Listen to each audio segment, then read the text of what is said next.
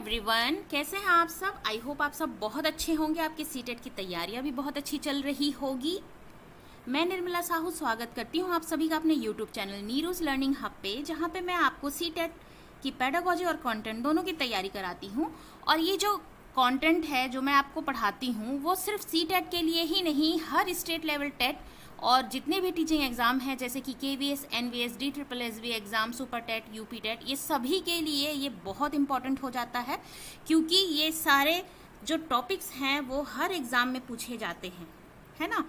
Specially अगर CDP की बात की जाए, चाइल्ड डेवलपमेंट पेडागोजी, बाल शिक्षा मनोविज्ञान, तो ये जो टॉपिक है, ये सब्जेक्ट है, वो हर एग्ज़ाम में, टीचिंग एग्ज़ाम हो चाहे वो एलिजिबिलिटी एग्ज़ाम हो, उसमें पूछा जाता है। तो उस हिसाब से हम जो आपको कंटेंट प्रोवाइड कराते हैं वो हर एग्ज़ाम के लिए आपके लिए बहुत बेनिफिशियल हैं। तो जो भी नए एस्पायरेंट हैं और जो रेगुलर एस्पायरेंट हैं वो सभी के लिए बहुत हेल्पफुल हो जाता है। तो जैसा कि आप सभी जानते हैं कि हम सीटेट पेपर 1 जनवरी 2021 का CDP के क्वेश्चंस कर रहे थे और 24 तक हमने कर लिया था। आज हम 24 के बाद 25 से लेके 30 पूरे क्वेश्चन सॉल्व कर लेंगे और इस तरह से हमारा सीटेट पेपर 1 जनवरी 2021 का पूरे 30 क्वेश्चन CDP के कंप्लीट हो जाएंगे, है ना। तो आगे बढ़ने से पहले मैं कुछ अपने बारे में आपको बताना चाहती हूँ। मेरा नाम है निर्मला साहू। मैंने बीएड में टॉप किया हुआ था। सीटेट पेपर 1 पेपर 2 मैंने सेल्फ स्टडी से अच्छे स्कोर से क्वालिफाई किया हुआ था। As a PGT English teacher मुझे 5 to 6 ईयर का एक्सपीरियंस है और यहाँ पर मैं आपको सीटेट और टीचिंग एग्जाम की तैयारी कराती हूँ। तो चलिए आगे बढ़ते हैं, देखते हैं कि 25 नंबर, जैसा आप सभी जानते हैं, लास्ट वीडियो आपने देखा है, 24 तक हमने किया था लास्ट वीडियो में। आज हम 25 से स्टार्ट करेंगे। क्वेश्चन 25 क्या कह रहा है देखेंगे, और सभी जो नए एस्पायरेंट है स्पेशली वो बहुत ध्यान से सुनिए। और जो पिछला जो वीडियो है, जिसमें जो 3 वीडियो में मैंने 24 तक क्वेश्चन कंप्लीट कराया है विथ डिटेल एक्सप्लेनेशन, उसे आप देखिए और पढ़िए, ताकि आपकी जो अंडरस्टैंडिंग है वो अच्छी होती चली जाए और आपका जो सॉल्व करने का, क्वेश्चन को सॉल्व करने का जो एबिलिटी है वो भी डेवलप हो और आपको हेल्पफुल हो, है ना, ताकि आप अपने सीटेट एग्ज़ाम को अच्छे से स्कोर कर सकें, क्वालिफाई कर सकें। चलिए देखते हैं 25 जो क्वेश्चन है क्या बोल रहा है। Constructivist view of learning suggest that children dash construction of their own knowledge. अधिगम का संरचनात्मक विचार यह सुझाव देता है कि ज्ञान की संरचना में क्या होता है। ऑप्शन देखते हैं। पहले क्वेश्चन को समझ लेंगे। जो कंस्ट्रक्टिविस्ट थे, जिन्होंने कंस्ट्रक्टिविज्म पे थ्योरी दी है, जैसे कि हमारे जॉन डीवी, मारिया मोंटेसरी, है ना, लेव वाइगोत्स्की, वो तो सोशल कंस्ट्रक्टिविज्म थे। और आपके जिन पियाजे जी हैं, ये सब किस में आते हैं, हाँ, रचनावाद उसमें आते हैं। संरचनात्मक जो थ्योरी उन्होंने सिद्धांत दिए हैं कि बच्चे अपने ज्ञान का निर्माण खुद करते हैं, स्वयं से करते हैं, उनका ये मानना है, ठीक है। डिस्कवरी के थ्रू अपने आप कुछ स्वयं से करके, खोज के वो अपने ज्ञान का निर्माण करते हैं। ये कंस्ट्रक्टिविस्ट जो थे उनके विचार थे, उन्होंने ऐसा अपनी थ्योरी में कहा है। तो कंस्ट्रक्टिविज्म जो है वो क्या सजेस्ट करता है कि लर्निंग जो है, बच्चे जो लर्निंग करते हैं, सीखते हैं, अधिगम करते हैं, वो क्या करते हैं, अपने ज्ञान का निर्माण स्वयं करते हुए करते हैं। तो इसमें ऑप्शन दिया है और उन ऑप्शन को चुन के हमें बताना है कि इसके बारे में क्या बात सही है। तो जो क्या कह रहा है, constructivist view of learning suggest that, क्या सजेस्ट करता है, children dash construction of their own knowledge have no role to play in. क्या कोई रोल प्ले नहीं करता है, बच्चे अपने ज्ञान का निर्माण स्वयं करते हैं, ये बात, क्या कोई रोल प्ले नहीं करता है, क्या बच्चों की कोई भूमिका नहीं होती है इसमें, तो ये तो गलत हो जाएगा। जितने भी कंस्ट्रक्टिविस्ट साइकोलॉजिस्ट हैं जिन्होंने कंस्ट्रक्टिविज्म पे बात की है कि बच्चे अपने ज्ञान का निर्माण स्वयं करते हैं, है ना, नन्हे क्या बोले गए हैं, नन्हे साइंटिस्ट बोला गया है उन्हें, कि जो चिल्ड्रन होते हैं वो नन्हे साइंटिस्ट होते हैं, little scientist. They construct their own knowledge by their discovery, by activity, ऐसा उन्होंने कहा है। तो यहाँ पे बोल रहा है कि बच्चों का कोई, चिल्ड्रन का कोई रोल प्ले नहीं होता है, तो ये गलत है। Are solely dependent on adult for, मतलब सिर्फ एडल्ट पे डिपेंड है, बच्चे पूर्ण रूप से वयस्कों पर निर्भर रहते हैं, मतलब जो बच्चे हैं वो किस पे निर्भर रहते हैं, पूरी तरह से अडल्ट पे, तो ये भी गलत है। प्ले एन एक्टिव रोल, ये सही है ना। फिर भी लास्ट ऑप्शन देख लेते हैं, are solely dependent on text book, सिर्फ टेक्स्ट बुक पे डिपेंड होते हैं, तो ये तो बिल्कुल गलत है। जहां पर टेक्स्ट बुक, रोट है ना, प्रैक्टिस, ड्रिल, ये सब की बात की जाए वो तो हमेशा नकारात्मक ही होता है ना। बच्चे पूर्ण रूप से पाठ्य पुस्तकों पर निर्भर रहते हैं, ये गलत है ना। तो हमारा ऑप्शन ये जो है प्ले एन एक्टिव रोल, जैसा कि कंस्ट्रक्टिविज्म का बात थ्योरी जो है वो यही है कि बच्चे अपने ज्ञान का निर्माण स्वयं करते हैं, तो मतलब चिल्ड्रेन अगर अपने ज्ञान का निर्माण स्वयं करते हैं तो चिल्ड्रेन ही एक्टिव रोल प्ले कर रहे हैं, they are playing role very importantly, है ना, themself. Children are playing important role in the construction of their own knowledge, अपने ही स्वयं के ज्ञान को निर्माण करने में वो खुद ही क्या करते हैं, सक्रिय भूमिका निभाते हैं, बच्चे सक्रिय भूमिका निभाते हैं, प्ले एन एक्टिव रोल। तो इस तरह से थर्ड नंबर हमारा आंसर सही हो जाएगा, क्योंकि जितने भी कंस्ट्रक्टिविस्ट थ्योरी है वो यही बात कहते हैं, जैसे कि हमारे जॉन डिवी हैं, मारिया मोंटेसरी हैं, आपके लेव वायगॉत्स्की हैं, जिन पियाजे जी हैं, ये सभी यही कहते हैं कि बच्चे क्या होते हैं, नन्हे साइंटिस्ट होते हैं, लिटिल साइंटिस्ट होते हैं, जो कि डिस्कवरी और एक्टिविटी के द्वारा खुद ही स्वयं ही अपने ज्ञान का निर्माण करते हैं। नेक्स्ट हम देखते हैं 26, which of the following belief is good for learning? Ability is improvable, ability is fixed, effort don't make any difference, failure is uncontrollable। अधिगम के लिए मतलब लर्निंग के लिए निम्न में से कौन सी धारणा उपयुक्त है, कौन सा सुटेबल है ना, ये जो ऑप्शन है उसमें योग्यता सुधार्य है, योग्यता अटल है, प्रयासों से कोई फर्क नहीं पड़ता, असफलता नियंत्रित है। तो देखिए कह रहा है कि लर्निंग के लिए क्या इनमें से सही है, एबिलिटी इज इम्प्रूवेबल, ये तो सही है, एबिलिटी जो है इम्प्रूवेबल है, आपकी जो एबिलिटी है आप करते जाते हैं मेहनत, है ना, तो क्या होता है, इम्प्रूव होते जाता है। जब आप एक बार सीटेट फर्स्ट टाइम देते हैं तो हो सकता है आपने कुछ कम स्कोर किया, नेक्स्ट टाइम फिर से देते हैं तो उसमें आप क्या करते हैं और इम्प्रूव करते हैं, आपके स्कोर बढ़ जाते हैं, उसके बाद और देते हैं, इसलिए बार बार दिया जाता है, ऐसी धारणा है। अभी तो ऐसा हो गया ना कि आप कितना भी स्कोर करें फ़र्क कुछ नहीं पड़ता, क्योंकि ये क्वालिफाइंग मार्क है, इससे आपके कोई भी टीचिंग एग्जाम में कोई फ़र्क नहीं पड़ता है। लेकिन कुछ बच्चे क्या करते हैं, अपने मार्क्स को इम्प्रूव करने के लिए बार बार एग्जाम देते हैं, तो वो क्या करते हैं अपनी एबिलिटी को इम्प्रूव करने के लिए, तो ये एबिलिटी इज़ इम्प्रूवेबल तो सही है यहाँ पे। फिर भी हम ऑप्शन को देखते हैं, एबिलिटी इज़ फिक्स्ड, देखिए एबिलिटी फिक्स्ड नहीं होती है, योग्यता अटल है, मतलब अगर फिक्स्ड होगी तो फिर इम्प्रूवमेंट का तो कोई स्कोप ही नहीं होगा, तो ये गलत है। Effort don't make any difference, प्रयास से कोई फर्क नहीं पड़ता बोलते हैं, ऐसा कैसे पॉसिबल है, प्रयास करने से ही, जितना ज़्यादा आप प्रयास करते रहेंगे, है ना, तो उतना ही ज़्यादा इम्प्रूवमेंट होगा। भाई लोग 8 घंटा, उसके बाद 10 घंटे, 12 घंटे, 14 घंटे क्यों काम करते हैं, क्योंकि एफर्ट जो क्या होता है, एफर्ट से क्या होता है, इम्प्रूवमेंट होता है, आपकी क्षमता बढ़ती है, आपका मतलब वर्क जो है वो भी इम्प्रूव होता है। तो यहाँ पे डोंट मेक एनी डिफरेंस बोल रहा है, कोई फर्क नहीं पड़ता बोल रहा है, तो ये तो गलत हो जाएगा। फेलियर इज अनकंट्रोलेबल, असफलता अनियंत्रित है, देखिए अनियंत्रित है कहने यहाँ पे कह रहा है, तो ये तो गलत है, ठीक है। फेलियर अगर देखिए हमेशा आप ये बात मान लेंगे अनियंत्रित है, कभी भी मतलब आप फेल होते रहेंगे कंटिन्यू, और इससे आप क्या करेंगे, कोशिश करना छोड़ देंगे, तो ये गलत है ना।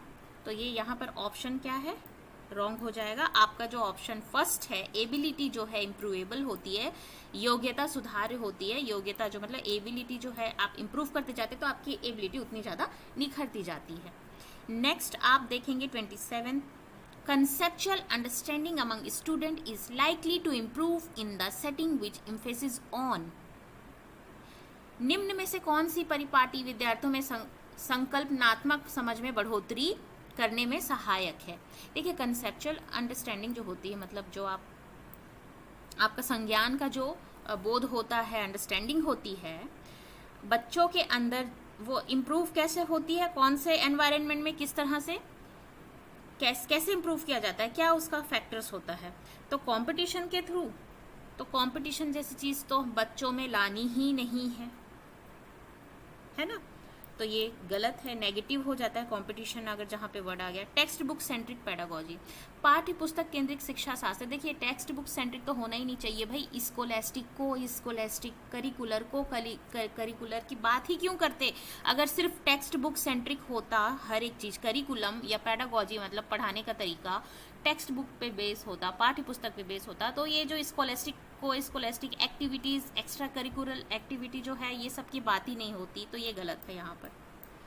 फ्रीक्वेंट एग्जामिनेशन, देखिए बार बार एग्ज़ाम लेने से कुछ नहीं होता है जब तक आप स्वयं से एनालाइज नहीं करेंगे, इंक्वायरी नहीं करेंगे, अपने जो अपने कॉन्सेप्ट है उसकी खुद डिस्कवरी, उस पर एनालाइज नहीं करेंगे, डिस्कवरी नहीं करेंगे, सिंथेसिस नहीं करेंगे, ये सब नहीं करेंगे तो कितने भी एग्ज़ाम देते रहिए आप, क्या है बार बार एग्ज़ाम देते रहिए, कोई फ़र्क नहीं पड़ने वाला। आप जब तक एनालाइज नहीं करेंगे कि मिस्टेक कहाँ पे हो रही है, कहाँ पे इम्प्रूवमेंट की ज़रूरत है, किस चीज़ पे ज़्यादा, किस एरिया पे ज़्यादा फोकस करना है, तो तब तक कोई इम्प्रूवमेंट नहीं होगा। तो फ्रीक्वेंट एग्जाम लेने से कोई फ़र्क नहीं पड़ता, बारंबार परीक्षाएं जो है वो गलत है।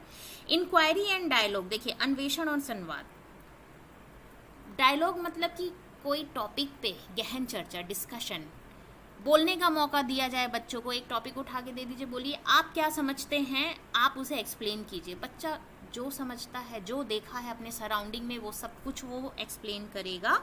तो यहाँ पर वो फ्रीडम उसे मिल रहा है बोलने का, तो जो कुछ भी आता है वो अच्छे से बोलेगा। इंक्वायरी कहने का मतलब अन्वेषण, मतलब खुद खोज करके, डिस्कवरी करके, उसके बारे में समझ के, उसकी तह तक पहुंच के किसी चीज़ को करना, ये बहुत अच्छा मेथड होता है। तो यहाँ पे बेस्ट क्या होता है, इनकी जो कंसेप्चुअल जो अंडरस्टैंडिंग है, इसकी जो कंसेप्चुअल अंडरस्टैंडिंग जो है वो कैसे इम्प्रूव होती है बच्चों में, डायलॉग और इंक्वायरी के थ्रू होती है। जब उन्हें फ्रीली दिया जाता है, बोलने का मौका दिया जाता है मुक्त रूप से, और इंक्वायरी करने का मौका दिया जाता है कि स्वयं से खोज कर, ढूंढ कर, एनालाइज कर, सिंथेसाइज करके उन चीज़ों को समझें, तो इससे क्या होगा, उनका जो बौद्धिक क्षमता है वो बढ़ेगी, कॉन्सेप्चुअल अंडरस्टैंडिंग जो है वो बौद्धिक क्षमता और भी ज़्यादा क्या होगी, स्ट्रॉन्ग होगी। तो हमारा फोर्थ ऑप्शन सही हो जाएगा, इंक्वायरी एंड डायलॉग। नेक्स्ट हम देखते हैं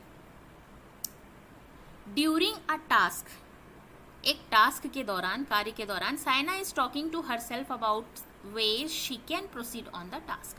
कुछ कार्य कर रही है साइना नाम की बच्ची, उस कार्य के दौरान वो अपने आप से बात करते हुए उस कार्य को आगे बढ़ा रही है। According to Lev Vygotsky, idea on language and thought, this kind of private speech is a sign of. Lev Vygotsky ji, जो कि सोशियो कल्चरल थ्योरी जिन्होंने दी है, 3 बातें कही हैं, सोशल, कल्चरल और लैंग्वेज। तो वो लैंग्वेज और थॉट के बारे में प्राइवेट स्पीच बोल रहे हैं, तो इनमें से कौन से ऑप्शन में से सही होगा? एक कार्य के दौरान साइना स्वयं से बात कर रही है कि वह कार्य पर किस प्रकार प्रगति कर सकती है। लेव वाइगोत्स्की के भाषा और चिंतन सोच के बारे में दिए गए विचारों के अनुसार इस तरह का व्यक्तिगत वाक्य क्या दर्शाता है? संज्ञानात्मक अपरिपक्वता, स्वनियमन, आत्मकेंद्रिता, मनोवैज्ञानिक विकार। तो देखिए क्या क्या ऑप्शन है, इंग्लिश में देख लेते हैं। Cognitive immaturity, self regulation, egocentrism और साइकोलॉजिकल डिसऑर्डर। तो इनमें से कौन सा ऑप्शन जो है प्राइवेट स्पीच को बताता है? तो देखिए ऑप्शन आपका है cognitive immaturity, self regulation, egocentrism, psychological disorder. Cognitive immaturity के बारे में किन्होंने कही थी ये बात? जीन पियाजे जी ने। ईगोसेंट्रिज्म भी उन्होंने ही कही थी। साइकोलॉजिकल डिसऑर्डर तो नेगेटिव चीज़ें हैं, मतलब वे ऐसा कुछ है ही नहीं, ठीक है। सेल्फ रेगुलेशन एक ऑप्शन है जो कि बिल्कुल सही है। और जब लेव वाइगोत्स्की जी ने कहा कि प्राइवेट स्पीच क्या होता है, जब बच्चा अपने आप से अपने जो एक्टिविटी को, जो अपने कार्य को दिशा देने के लिए खुद से बात करता है ना, उसे हम प्राइवेट स्पीच कहते हैं। प्राइवेट स्पीच जो कि किसका साइन होता है? सेल्फ रेगुलेशन का, क्योंकि वो अपने आप को सेल्फ डायरेक्ट कर रहा है, सेल्फ रेगुलेट कर रहा है कि इसे ऐसा करने से ये ऐसा होगा, मुझे ऐसा करना चाहिए, मुझे इसके लिए ये करना है। मतलब यही बात इस स्टेटमेंट में कही गई है कि बच्ची कुछ टास्क कर रही है और वो टास्क को करते वक्त अपने आप से बातें कर रही है, तो वो जो बात है वो प्राइवेट स्पीच है। जो किसका साइन है? तो ये सेल्फ रेगुलेशन का साइन है, क्योंकि यही प्राइवेट स्पीच और सेल्फ रेगुलेशन लेव वाइगोत्स्की के द्वारा दी गई है। बाकी ये जो दो है, कॉग्निटिव इमैच्योरिटी और ईगोसेंट्रिज्म, ये जीन पियाजे जी ने इसे दिया था। ठीक है, जीन पियाजे जी के द्वारा दी गई है, और साइकोलॉजिकल डिसऑर्डर जैसा कुछ कॉन्सेप्ट यहाँ पर नहीं है। तो आंसर आपका हो जाएगा स्वनियमन, अपने आप को सेल्फ रेगुलेट करना, अपने कार्यों को दिशा देना स्वयं से, कि अपने जब आप खुद कार्य कर रहे हैं तो ये ऐसा होना चाहिए। जैसे आप छोटा बच्चा है, कुछ पजल को सॉल्व करने दिया तो अच्छा ये यहाँ पर आएगा, ये यहाँ पे हो सकता है, ये ब्लैक वाला इधर रख सकते हैं, ग्रीन वाला यहाँ पे आएगा। इस तरह की जब वो बातें करता है तो उसे हम प्राइवेट स्पीच कहते हैं, वो अपने आप को सेल्फ रेगुलेट करता है।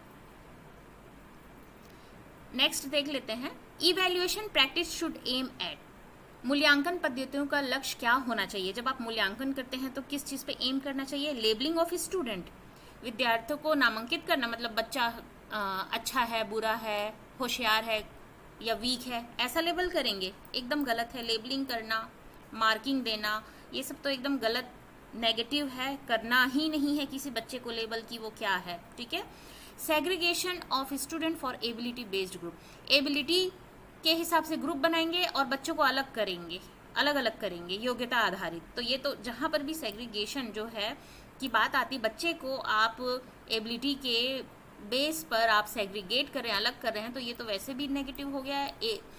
क्योंकि इंक्लूसिव क्लासरूम या इंक्लूसिव एजुकेशन का उद्देश्य ही है कि इंक्लूजन करना, एकीकृत करना, ना कि सेग्रीगेट करना, मतलब अलग करना, विभाजित करना, ये तो गलत है। Identifying students need and requirement, ये देखिए ये सही लग रहा है, क्योंकि स्टूडेंट की क्या नीड है, क्या रिक्वायरमेंट है, विद्यार्थियों की जरूरत और आवश्यकताओं की पहचान, ये बहुत इम्पॉर्टेंट है। जब आप इवैल्यूएशन कर रहे हैं, कहाँ पर उसे कमी हो रही है, किस चीज़ की उसे ज़्यादा ज़रूरत है, क्यों वो इस एरिया में वीक हो रहा है, कोई भी सब्जेक्ट हो या करिकुलर हो या को करिकुलर हो, कहाँ पर वो वीक पड़ रहा है, क्यों उसे ये मतलब वीक, इसका वीक पॉइंट है, क्यों उसे ऐसी प्रॉब्लम हो रही है, क्या करना चाहिए, ये सबको आप आइडेंटिफाई करेंगे बच्चे की नीड और रिक्वायरमेंट को। ये बहुत ही बेस्ट होता है इवैल्यूएशन प्रोसेस में। फोर्थ ऑप्शन बोल रहा है identification of high achiever for prize distribution. देखिए, प्राइज डिस्ट्रीब्यूशन के लिए हाई अचीवर्स को आइडेंटिफाई करना ये तो गलत ही है, क्योंकि आपको हाई फर्स्ट सेकंड थर्ड ऐसा रैंकिंग ही नहीं करना है, और आपको प्राइज डिस्ट्रीब्यूट करने के लिए रैंकिंग करना ये तो बहुत ही गलत है, ये तो नेगेटिव है। ठीक है, पुरस्कार वितरण हेतु उच्च अंक प्राप्त करने वाले विद्यार्थियों की पहचान करना, तो बाकी जो बच्चे जो वीक हैं उन पे आप कुछ भी नहीं करेंगे, उनको छोड़ देंगे क्योंकि वो वीक हैं, क्योंकि आपको तो हाई अचीवर्स को देना है, तो ये तो गलत है, बिल्कुल ही गलत है ना। तो हमारा जो बेस्ट आंसर है, ऑप्शन है, वो है आइडेंटिफाइंग स्टूडेंट नीड। स्टूडेंट की जो नीड है उसको आइडेंटिफाई करेंगे, विद्यार्थियों की ज़रूरत एवं आवश्यकताओं की पहचान करेंगे कि कहाँ पर वीक पॉइंट है, कहाँ वीक हो रहा है और क्यों हो रहा है, और उसको इम्प्रूव करने के लिए हमें अपनी स्ट्रैटेजीज़ को कैसे चेंज करना चाहिए उस बच्चे के नीड और रिक्वायरमेंट के हिसाब से। तो दोनों ही प्रोसेस, जो टीचिंग है और लर्निंग है, दोनों ही इजी हो जाएगा, कॉम्प्रिहेंसिव हो जाएगा, बच्चों के लिए सरल और सुगम हो जाएगा, और नॉलेज जो है वो फॉर्म होगी एक कंस्ट्रक्टिव वे पे। तो हमारा थर्ड आंसर सही हो जाएगा। नेक्स्ट हम देखते हैं जो कि लास्ट है सीडीपी का आज का, इंडिविजुअल डिफरेंस। ये क्वेश्चन देखिए, इस तरह का क्वेश्चन इंडिविजुअल डिफरेंस पे और भी पिछले वीडियो में हमने पढ़ा था। मतलब इंडिविजुअल डिफरेंस बहुत इंपॉर्टेंट हो जाता है आपको पढ़ना, क्योंकि इसमें 2 से 3 क्वेश्चन अभी तक हमने देख लिया। Individual difference in development of children can be attributed, बच्चों के विकास की व्यक्तिगत विभिन्नताओं को किस प्रकार प्रतिरोपित किया जा सकता है।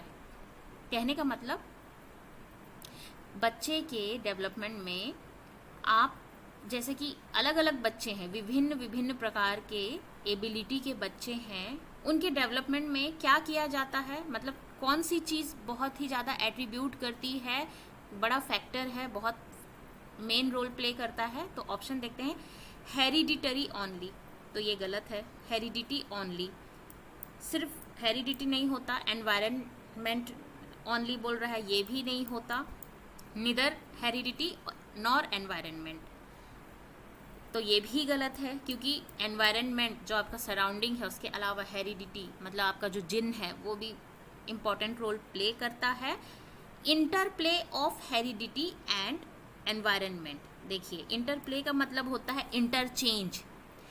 एक चीज जब दूसरे चीज पे निर्भर होती है और दोनों एक दूसरे पे प्रभाव डालती है, उसे हम इंटरप्ले कहते हैं, ठीक है। रेसिप्रोकेशन, हेरिडिटी का एनवायरनमेंट पे बहुत बड़ा इम्पैक्ट है, एनवायरनमेंट का हेरिडिटी पे बहुत बड़ा इम्पैक्ट है, मतलब दोनों एक दूसरे के परस्पर हैं, दोनों एक दूसरे पे क्या कर रहे हैं, प्रभाव डाल रहे हैं।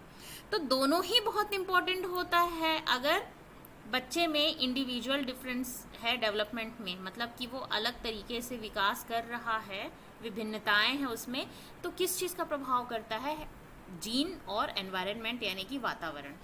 हिंदी में ऑप्शन देखिए केवल अनुवांशिकता पर, तो केवल अनुवांशिकता सही नहीं है, केवल पर्यावरण जो एनवायरनमेंट है वो, ये भी गलत है। ना अनुवांशिकता या ना ही पर्यावरण, ऐसा तो होता नहीं है भाई। हम इंसान जो है, ह्यूमन बीइंग है, बड़े होते हैं, हमारे एनवायरनमेंट और जो हेरिडिटी है उस पर टोटली डिपेंड होते हैं, तो यहाँ पे नहीं बोला है, गलत है।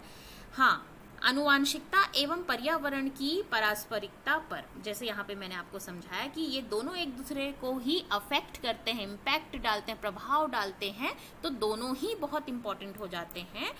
तो ये हमारा आंसर 4 है जो सही है।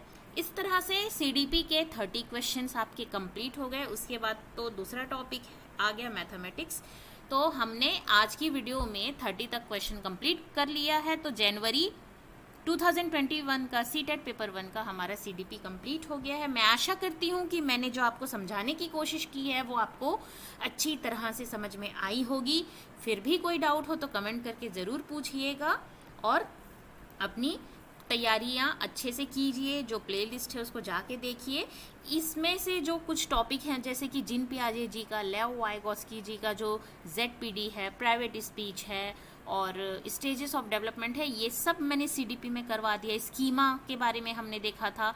ये सारा कुछ जो है मैंने आपको सीडीपी की जो प्लेलिस्ट है, जो डिस्क्रिप्शन में मैं उसकी लिंक डाल दूंगी, आप देखिएगा, सब कुछ उसमें अवेलेबल है। आप जाके ध्यान से बढ़िया से पढ़िए, तैयारी कीजिए, क्योंकि ये ऐसे टॉपिक हैं जैसे लेव वाइगोत्स्की जी, जिन पियाजे जी की थ्योरी है, ये सब कुछ बहुत ही ज़्यादा इम्पोर्टेंट है। हर बार हर साल इसमें से क्वेश्चन पुट अप होते हैं। तो इस तरह से, इस लिहाज से ये इम्पोर्टेंट है, आप उसकी तैयारी कीजिए। डीप में उसकी अंडरस्टैंडिंग बनाने के लिए, अपने नॉलेज को इसमें और अच्छा करने के लिए आप उसे जाकर देखिएगा ज़रूर। मैं डिस्क्रिप्शन में प्लेलिस्ट की लिंक डाल दूंगी। और तब तक के लिए पढ़ते रहिए, आगे बढ़ते रहिए। Keep learning, keep growing. Video अच्छी लगी हो, मेरी मेहनत अच्छी लगी हो तो लाइक, शेयर, सब्सक्राइब ज़रूर कीजिए। Thanks for watching. Thank you.